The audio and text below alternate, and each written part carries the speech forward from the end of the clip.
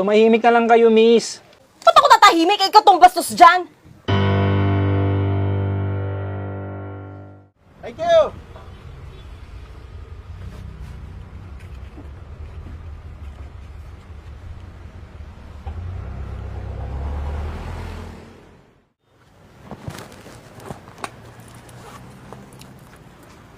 Manong bayad, oh. Miss, wala kayong barya? Wala eh. Ano ba? Aga-aga, 500? Miss, kakabiyahe ko lang. Baka meron ka dyan kahit 10 lang. Manong bingi ka ba? Sinabi nang wala akong barye eh.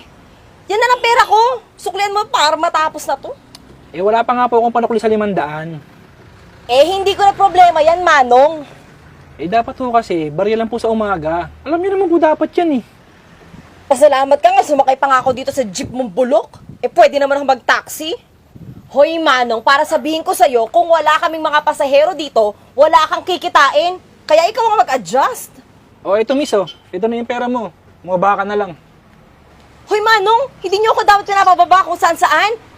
Pag ako na-aksidente o kaya ma-hold up, wala talaga kayong mga concern sa mga pasahero nyo. Naku, kayo talaga mga jeepney driver, dapat may seminar kayo eh. Tumahimik na lang kayo, miss. Ang ingay ng bunganga nyo eh. Ha? Ba't ako tatahimik? Ikaw tong bastos dyan. Kayo nga hutong ko makapanglait eh. Eh bakit?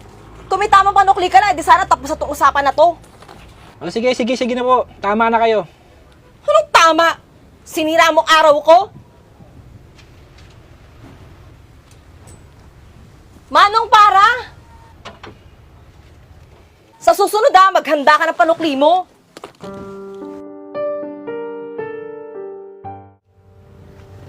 Uy, Manong, wallet oh.